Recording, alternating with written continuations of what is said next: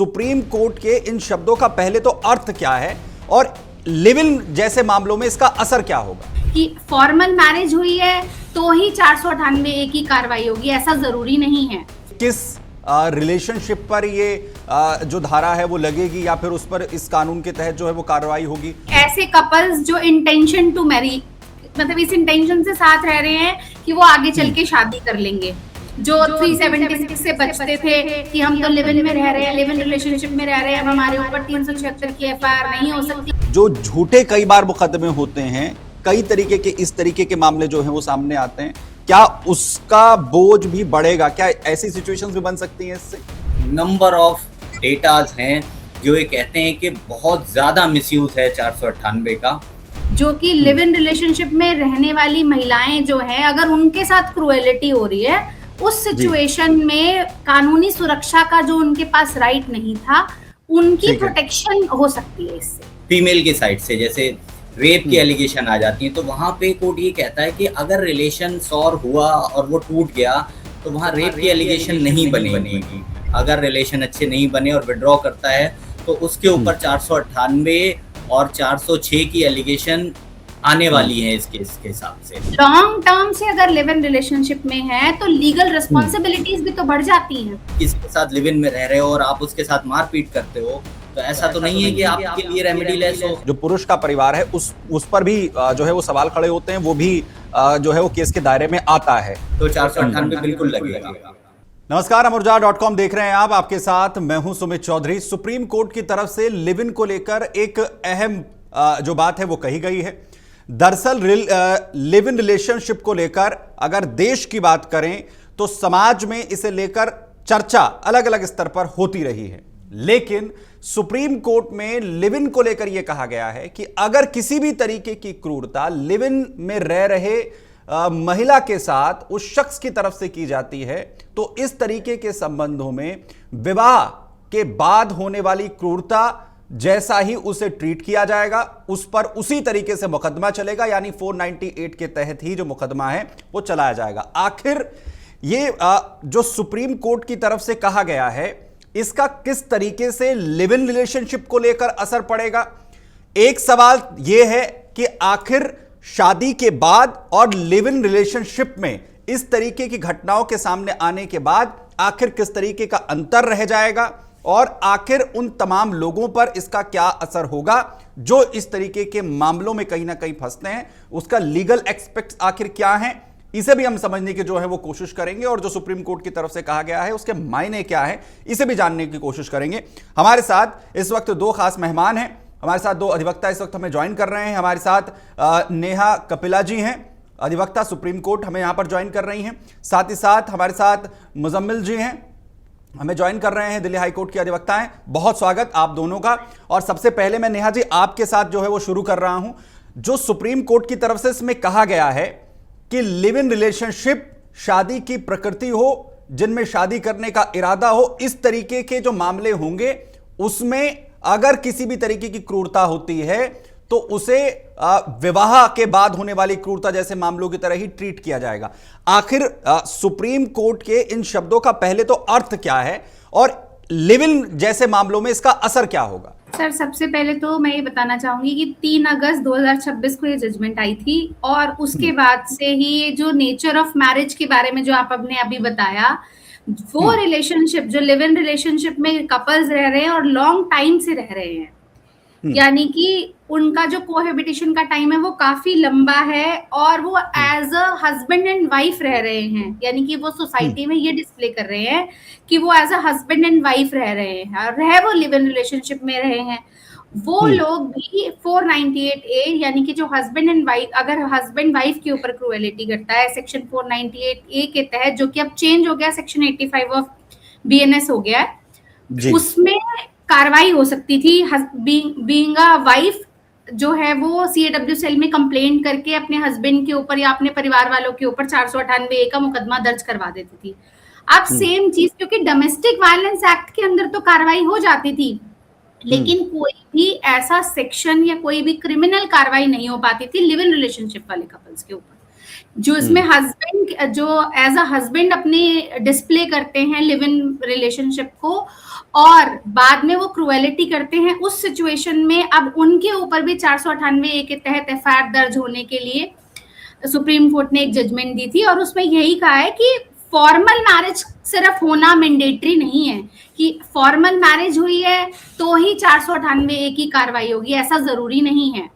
जरूरी ये है कि आप as a husband and wife रह रहे हो, आप फॉर्मल डिस्प्ले कर रहे हो कि आपका रिलेशनशिप है, लेकिन एक चीज और है कि हर लिव इन रिलेशनशिप वाले कपल के ऊपर ये जो जजमेंट है, ये जो लॉ है, वो एप्लीकेबल नहीं है। तो इसमें डिफरेंस कैसे होगा, कैसे जो है वो इंटेंट को भी बताना होगा, या फिर कौन इस इंटेंट को साबित करेगा, उसका बोझ किस पर होगा, और ये कैसे डिसाइड होगा कि किस रिलेशनशिप पर ये जो धारा है वो लगेगी, या फिर उस पर इस कानून के तहत जो है वो कार्रवाई होगी, उसके लिए कोई गाइडलाइंस होंगी क्या, फिर उसे ज्यादा क्लेरिफाई करना होगा कोर्ट को? कुछ ऐसे फैक्टर्स हैं जो एक्चुअली सर ये 77 पेज का जजमेंट है जो अभी सुप्रीम कोर्ट ने रिसेंटली दिया, जिसमें उन्होंने कुछ स्पेसिफिक भी लिखा है कि ऐसे कपल्स जो इंटेंशन टू मैरी, मतलब इस इंटेंशन से साथ रह रहे हैं कि वो आगे चल के शादी कर लेंगे, या फिर बहुत लॉन्ग टर्म से उनका कोहैबिटेशन चल रहा है, यानी कि साथ रहते हुए 2-3-4 साल हो गए और एज अ हस्बैंड वाइफ वो डिस्प्ले कर रहे हैं, शेयर्ड हाउस होल्ड में रह रहे हैं। ये नहीं है कि सोसाइटी को नहीं पता कि हस्बैंड के साथ रह रही है वो लड़की या फिर किसके साथ रह रही है, मतलब बेसिकली एक जो formal display as a husband and wife होता है, जैसे मैरिड कपल्स का होता है, अगर उस टाइप का डोमेस्टिक रिलेशनशिप है तो ही सेक्शन में कार्रवाई हो सकती है। दूसरी चीज ये कि 498A की जो एफआईआर है वो लिव इन रिलेशनशिप वाले कपल नहीं, मतलब वाइफ जो लड़की हैं वो नहीं जाके कंप्लेन कर पाती थी, और उनका जो है अगर उनको कोई परेशानी हो रही है तो वो डोमेस्टिक वायलेंस के केस में जाती थी, जो कि पीनलाइजिंग नहीं है। तो इसलिए ये जो 498 से जो लिव इन कपल रह रहे हैं उसमें जो लड़कियां, उनको बेनिफिट हो सकता है, लेकिन साथ ही साथ जो 376 से बचते थे कि हम तो लिव इन में रह रहे हैं, लिव इन रिलेशनशिप में रह रहे हैं, अब हमारे ऊपर 376 की एफआईआर नहीं हो सकती क्योंकि लड़की का कंसेंट था, तो अब उस सिचुएशन में 498 के तहत क्रुएलिटी अगर की है तो 498 के तहत एफआईआर हो जाएगी। ठीक है मैम, मैं आपके पास आता हूं। मुजम्मिल सर भी हमारे साथ हैं। मुजम्मिल जी, जरा ये बताइए कि कोर्ट ने जब इस चीज को कहा है कि 498 जैसे ही जो है वो ट्रीट किया जाएगा अगर इस तरह की कोई क्रुएल्टी होती है, तो एक ऑप्शन जो है वो महिलाओं को जो लिव इन रिलेशनशिप में रह रही हैं या ऐसे कपल जो रह रहे हैं उनके लिए बनता है। इससे फिलहाल की स्थिति से क्या डिफरेंस जो है वो आएगा, और क्या इससे पुरुषों पर जो झूठे कई बार मुकदमे होते हैं, कई तरीके के इस तरीके के मामले जो हैं वो सामने आते हैं, क्या उसका बोझ भी बढ़ेगा? क्या ऐसी सिचुएशंस भी बन सकती हैं इससे, या कुछ और क्लैरिफाई होगी चीजें इसमें? अभी बहुत ही इंपॉर्टेंट सवाल ये है कि क्या मिसयूज और बढ़ेगा, इस पे मैं आता हूँ। देखिए, किसी भी समाज में जब बदलाव आते हैं तो उन बदलावों के तहत कानून को या न्यायालयों को उनका संज्ञान लेना होता है, और उसके आधार पे या तो नए रूल्स बनते हैं या फिर नई तरह की जो जजमेंट्स हैं वो आती हैं उस प्रॉब्लम को समझते हुए। रिसेंटली हमने देखा है कि जिस तरह से मैरिज का इंस्टीट्यूशन फेल हो रहा है, बहुत ज़्यादा ये टेंडेंसी है कि लोग इस तरह के रिलेशन में आते हैं जहाँ पे एक फॉर्मल कॉन्ट्रैक्ट ऑफ मैरिज नहीं होता है। अब बार बार इस तरह की जब चीज़ें सामने आती हैं जहाँ पे न्याय नहीं हो पा रहा है, आप फॉर एग्जाम्पल कई बार ऐसा होता है कि सारी बाकी जो चीज़ें हैं कानून की वो तो प्रूफ हो रही हैं, प्रताड़ना हुई है, दहेज की डिमांड हुई है, लेकिन शादी प्रूफ नहीं हो पा रही। हो सकता है वो लोग हस्बैंड वाइफ इस तरह से रह रहे हैं कि शादी नहीं की लेकिन रह रहे हैं, 5 साल 7 साल से उनको पूरा समाज जानता है कि ऐसा हस्बैंड वाइफ रह रहे हैं। अब वहाँ पे महिला अगर जाती है और उसकी कंप्लेंट नहीं होती है तो ये उसके लिए एक इनजस्टिस का आधार बन गया, और इसी प्रॉब्लम को ऑनरेबल सुप्रीम कोर्ट ने यहाँ पे रिकग्नाइज किया है कि अगर आपकी कंप्लेंट में वो सारे जो तथ्य हैं जिन पे 498 दहेज की या प्रताड़ना की कंप्लेंट बनती है, तो सिर्फ इस आधार पे कि आपके पास एक फॉर्मल मैरिज का प्रूफ नहीं है, तो आप रेमेडी लेस नहीं रहोगे। तो इस आधार पे तो ये जजमेंट वेलकम है। सेकंड क्वेश्चन आपका ये था कि क्या मिसयूज बढ़ेगा, तो इसके लिए अगर हम पीछे मुड़ के देखें तो हमारे पास नंबर ऑफ डेटाज हैं जो ये कहते हैं कि बहुत ज़्यादा मिसयूज है 498 का। दहेज से रिलेटेड जितने कानून हैं, चाहे 498 हो या फिर 406 आईपीसी हो जो कि अब बीएनएस में आ गया है, इन सब का बड़े आधार पे मिसयूज होता है और कन्विक्शन रेट 10% से भी कम है इसमें। तो ये बात तो ठीक है कि इसका मिसयूज का आधार और बढ़ जाएगा। क्यों? क्योंकि आप कैसे प्रूव करेंगे कि शादी नहीं हुई और अगर दो लोग साथ में रह रहे हैं और वहां पे अगर कंप्लेंट हो जाती है तो एक इनफॉर्मल रिलेशन को आप शादी वाले रिलेशन से इक्वलाइज बराबर कर देंगे। जो शादी का जो समाज है, भारतीय समाज है, वो शादी को मैरिड और अनमैरिड लोगों से अलग देखता है। तो दो लोग अगर वो साथ रह रहे हैं और आपने उनको भी वो रेमेडी दी जो एक शादीशुदा के लिए होनी चाहिए, तो फर्दर इसमें कुछ प्रॉब्लम्स आएंगी जिनके क्लैरिफिकेशन, जैसा मैंने कहा कि जब प्रॉब्लम आती है तभी सोल्यूशन निकलता है। तो इस आधार पे जब कंप्लेंट्स आएंगी तो हम देखेंगे कि उसका सोल्यूशन फिर कोर्ट कैसे निकालती है, क्योंकि मिसयूज तो बहुत होने वाला है। ये बहुत इंपॉर्टेंट है। मैं मिसयूज वाले कंसेप्ट पर भी आऊंगा। मैं नेहा जी के पास जा रहा हूं, मुजम्मिल जी वापस आपके पास लौटूं। ये बहुत इंपॉर्टेंट है। मैं चाहूंगा कि आप एक अधिवक्ता के तौर पर भी और समाज के अंदर एक महिला होने के नाते भी जिस तरीके की परिस्थितियां हैं उसमें जो एक बात मुजम्मिल जी ने यहां पर कही कि क्या इस फैसले के जरिए लिव इन रिलेशनशिप और शादी अगर इन पैरामीटर में देखें तो क्या वो दोनों एक बराबर आकर खड़े हो गए, ये कोर्ट का इस जो फैसला आया इसके जरिए या फिर जो गाइडलाइंस दी गई हैं? सर, इसमें सबसे पहले तो हमें ये देखना होगा कि इस वाले फैसले के बाद क्या क्या कॉन्सिक्वेंसेस हो सकते हैं।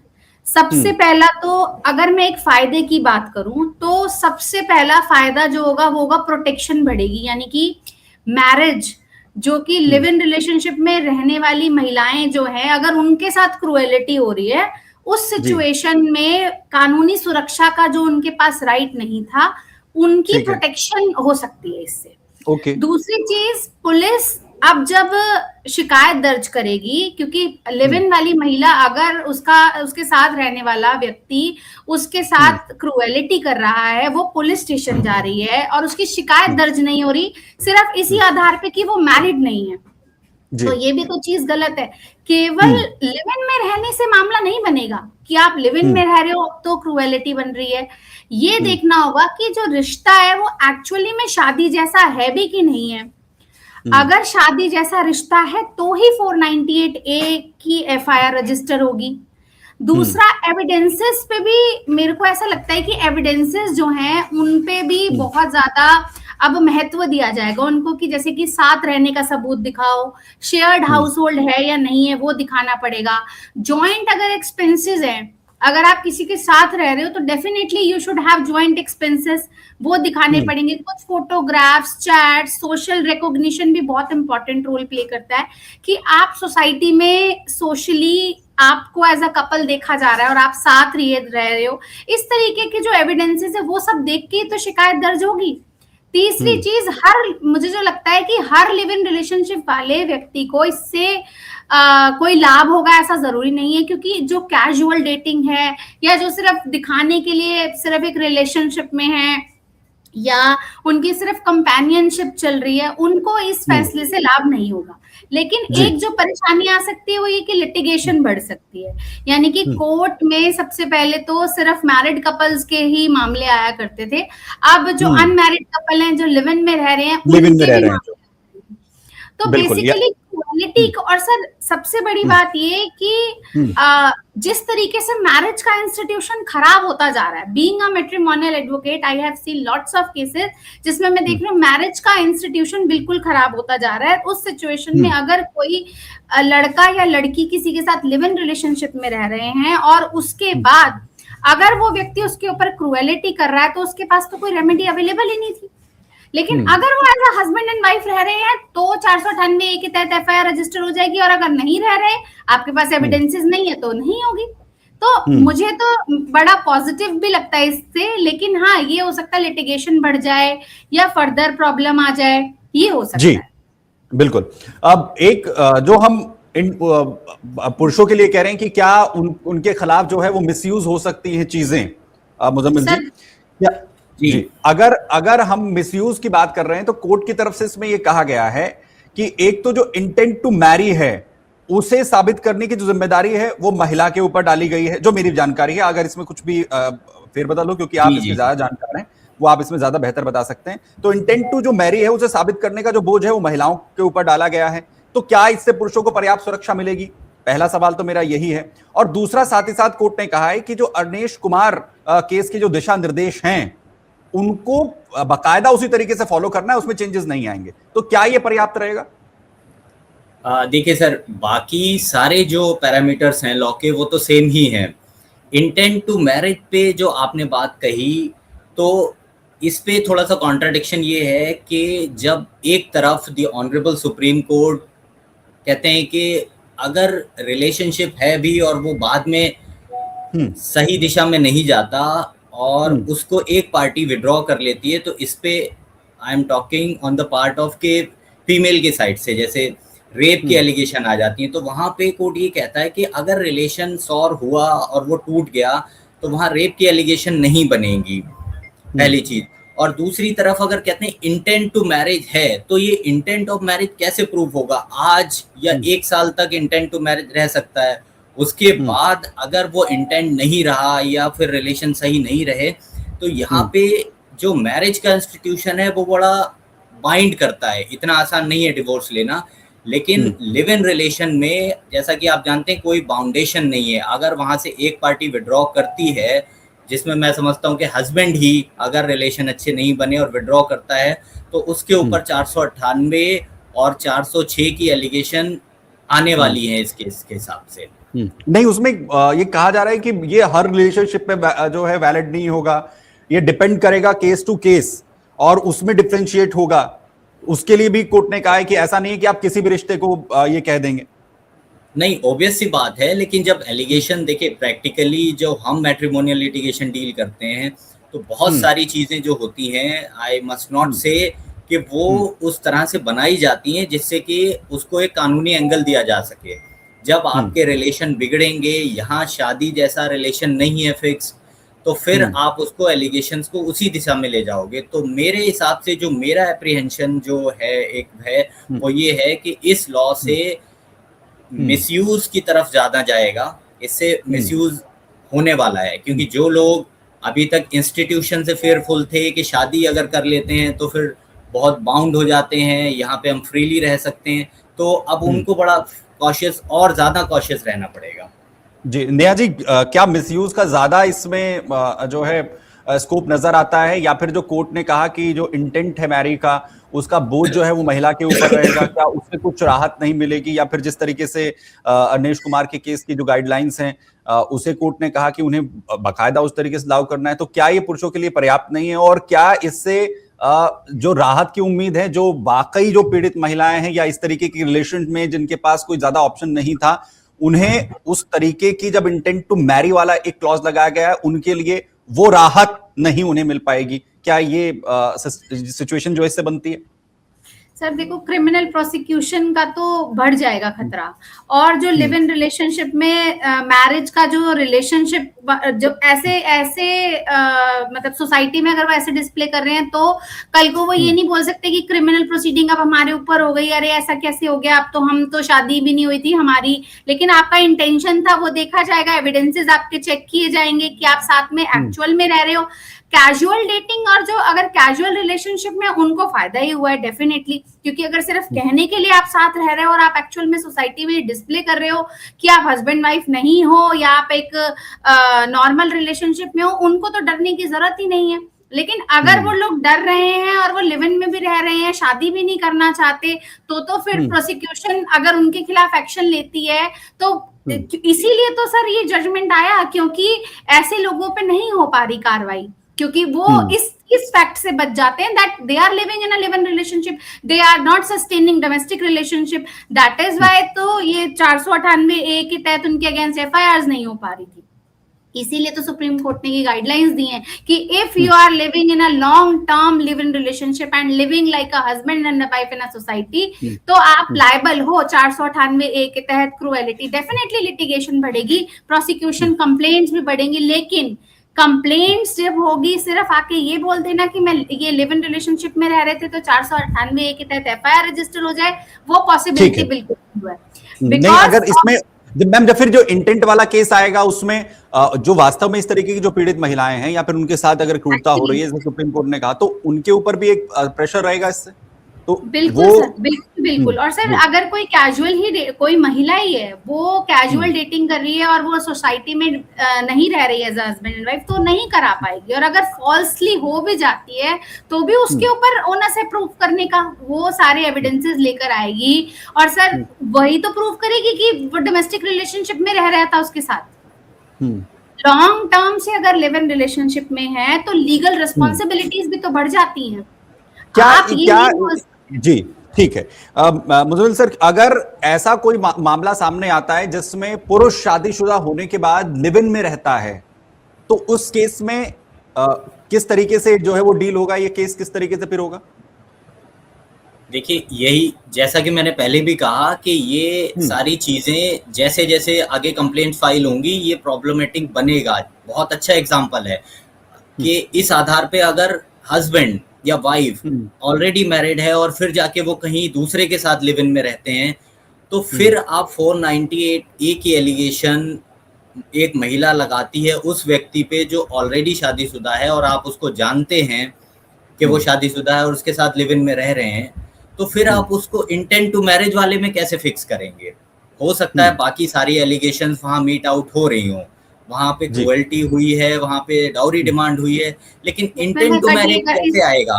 और उसमें एक चीज ये भी है कि जब हम कहते हैं कि 498A क्या है, 498A में भी यही है कि क्रुएल्टी है, प्रताड़ना है या दहेज की डिमांड है। बाकी अगर मैरिज का रिलेशन नहीं है फिर भी जनरल लॉ तो ओपन है। अगर फॉर एग्जांपल आप किसी के साथ लिव इन में रह रहे हो और आप उसके साथ मारपीट करते हो, तो ऐसा तो नहीं है कि आपके लिए रेमेडी लेस हो। आपने किसी के साथ मारपीट की तो 323 लगेगा, 24 लगेगा। जो बाकी के जनरल लॉ हैं वो तो आपके लिए ओपन ही है।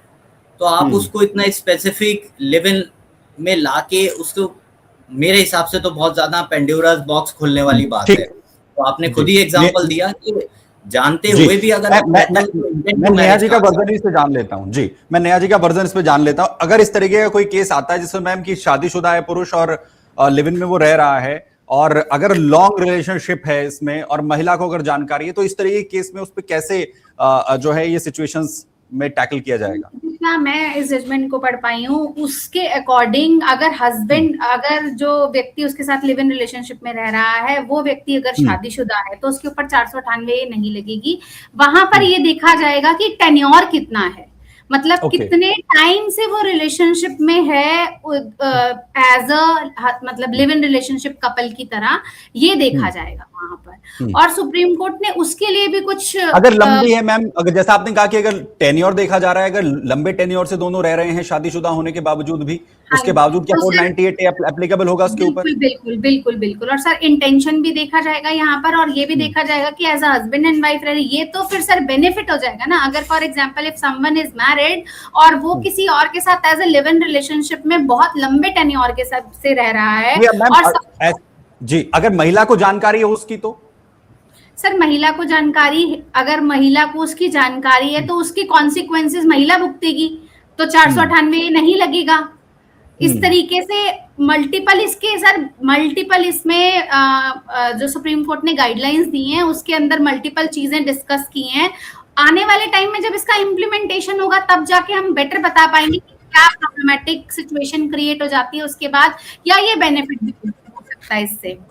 दोनों चीजों का तभी जाकर हम बेटर बता पाएंगे जब कोई केस इस टाइप का रजिस्टर्ड होगा और उसके बाद क्या इम्प्लीमेंटेशन आ रही है और उससे क्या कॉन्सिक्वेंसेस हो रहे हैं। अभी तो हम खाली हाइपोथेटिकल सिचुएशन सोच के कि ऐसा होगा तो ऐसा हो सकता है और इससे ये प्रॉब्लम्स आ सकती हैं। जी, डोमेस्टिक वायलेंस एक्ट में भी इनिशियली कुछ चीजें नहीं थी जो बाद में ऐड की गई, या बाद में ऐड ऑन की गई, कुछ ओमिट की गई इस तरीके से वो बात थोड़ा सा फर्दर, अभी अगर इस चीज पे कुछ लिटिगेशन बढ़ेगी, कुछ कंप्लेंट्स आएंगी, उस कंप्लेंट्स पे पुलिस कैसे रिएक्ट करती है इनिशियली, बट आई फेल्ट कि पुलिस को इनिशियल स्टेज पे ये देख लेना चाहिए कि क्या जॉइंट रिलेशनशिप एस्टेब्लिश हो रहा है। ठीक है, यानी टेन्योर सबसे ज्यादा इंपॉर्टेंट अभी तक कोर्ट के लिहाज से जिस तरीके से इस पूरे मामले में है, और उसके बाद ये डिसाइड होगा कि ये लिव इन रिलेशनशिप इस लायक है या नहीं है, कि इस पर 498 जो है वो एप्लीकेबल होती है या नहीं होती है। मुजम्मिल सबर, अगर मैं सही हूं कि जिस तरीके से 498 का जब केस होता है तो उसमें कई बार जो परिवार है, जो पुरुष का परिवार है, उस पर भी जो है वो सवाल खड़े होते हैं, वो भी जो है वो केस के दायरे में आता है। अगर 498A लिव इन रिलेशनशिप के मामले पर एप्लीकेबल हो रही है तो जाहिर है उसका बर्डन जो है वो परिवार पर भी आएगा पुरुष के। देखिए सर, इसमें एक प्रैक्टिकली आप सोचो कि जो लिव इन में रह रहा है तो मोस्ट प्रोबेबली बहुत चांस होंगे कि वो लोग अलग ही रह रहे होंगे। ऐसा मैं मानता हूँ भारतीय समाज के हिसाब से कि कोई भी परिवार किसी को, फॉर एग्जांपल कि मेरा बेटा है या बेटी है, कोई परिवार में साथ में लिव इन में रहना ऐसा बड़ा इम्प्रैक्टिकल लगता है। तो जो लोग, अगर भारतीय समाज की हम बात करें, बिल्कुल जी बिल्कुल, क्योंकि परिवार में जानते हुए तो लिव इन में नहीं रहेंगे। जो 498A में जो जनरल मिसयूज हो रहा था कि इवन इफ 10 दिन के लिए जाके कोकोई महिला अपने पेरेंटल इन लॉ के साथ रही और फिर दोनों हस्बैंड वाइफ कहीं और रहने लगे जाके, या ट्रांसफर हो गया, तो जब उन्होंने 498 की कंप्लेंट कराई तो उन्होंने स्पेसिफिक लिख दिया कि ये तो सास भी दहेज मांगती थी, ससुर भी मारते थे, तो वो सबको इम्प्लीकेट कर लिया। यहाँ पे थोड़ा सा डिफरेंस ये आ जाएगा कि लिव इन में जब आप कहते हो कि हम लिव इन में in the nature of marriage रह रहे थे, हम ये मानते हैं कि शादी हमारी नहीं हुई थी, तो बहुत ज्यादा ये चांस होंगे कि आप परिवार के साथ तो नहीं रह रहे होगे। और ये मुश्किल है बहुत बात मानना कि परिवार में किसी लड़के के पेरेंट्स लिव इन में अलाउ करेंगे रहने के लिए। ऐसी सिचुएशन अगर आती है किसी मॉडर्न सोसाइटी में कहीं पे, तो वो चीज पे तो लग सकता है बिल्कुल। अगर साथ रहेंगे, शेयर्ड हाउस होल्ड होगा, तो 498 बिल्कुल लगेगा। एक जो सिचुएशन वो ये भी क्या जो है वो नेहा जी बनती है कि लिव इन रिलेशनशिप जैसे जो मामले हैं वो कहीं ना कहीं एक दबाव में भी परिवारों को स्वीकार करने होंगे। अगर जो बर्डन है वो इसमें या 498A की तरह पुरुष के परिवार पर भी आता है, तो इस तरीके की जो केसेस हैं वो भी बढ़ सकते हैं। सर, अगर परिवार के ऊपर 498A के तहत FIR दर्ज हुई है तो वहां भी तो ये प्रूव करना होगा कि वो लोग साथ रह रहे थे उनके, जैसा अभी बताया भी कि अगर शेयर्ड हाउस होल्ड है तो ही तो 498A आगे कंटिन्यू होगी। और दबाव की बात तो तब आएगी जब वो साथ रह रहे होंगे। अगर वो साथ ही नहीं रह रहे हैं तो फिर दबाव भी ऐसा कुछ नहीं होगा। लिव इन रिलेशनशिप यूजुअली 2 लोग ही रह रहे होते हैं, लेकिन अगर शेयर्ड हाउस होल्ड है और भी लोगों ने अगर उनको एक्सेप्ट किया है तो 498A के तहत उनके अगेंस्ट भी FIR दर्ज हो जाएगी। लेकिन जो भी क्रूरता अगर घर वालों ने की है, उत्पीड़न किया है किसी भी प्रकार का, तो अगर अपराध हुआ है तो उनके तहत भी FIR रजिस्टर हो जाएगी। कानूनी रूप से कुछ अंतर बचेगा दोनों के बीच में इस फैसले के बाद मैम? सर, वो तो अब अगर जो केसेस आएंगे इस तरीके से उनमें क्या डिफरेंस है वो तो जब तक हम प्रैक्टिकली एक्सपीरियंस नहीं करेंगे तो ही बेटर बता पाएंगे। इसमें देखिए सर, अंतर तो जरूर कम होगा, काफी हद तक अंतर मिट जाएगा एक इंस्टीट्यूशन में और एक कैजुअल रिलेशनशिप में। एक शादीशुदा महिला है कि लिव इन रिलेशनशिप में रहने वाली महिलाओं के बीच का जो गैप है वो कम होगा इसके जरिए। सामाजिक तौर पे भी मुझे लगता है नई दिशा में जाएगा, जो कि वक्त बताएगा इसको कैसे, किस तरह से इसका होता है इम्प्लीमेंटेशन। जी, बहुत शुक्रिया आप दोनों का हमारे साथ इस चर्चा में जुड़ने के लिए। लेकिन ये बात जरूर है कि कोर्ट ने जिस तरीके से इस पर जो फैसला दिया है उस पर अभी और ज्यादा चर्चा होने की जरूरत है। अगर जैसा हमारे साथ जो दोनों अधिवक्ता जुड़े हुए थे उन्होंने भी कहा कि जब इसके इस तरीके के जो मामले सामने आते हैं तो उसमें उसके प्रॉज एंड कॉन्स और कहां पर इसमें कमी है, उन कमियों को और ज्यादा दुरुस्त करने की जो जरूरत अगर महसूस होती है तो उन्हें दुरुस्त किया जाता है। लेकिन हाँ, इतना जरूर है कि लिव इन रिलेशनशिप में जो भी कपल्स रह रहे हैं उन्हें लेकर कोर्ट के जो ये दिशा निर्देश हैं या कोर्ट की तरफ से जो फैसला लिया गया है इसका एक व्यापक असर इस पर होगा।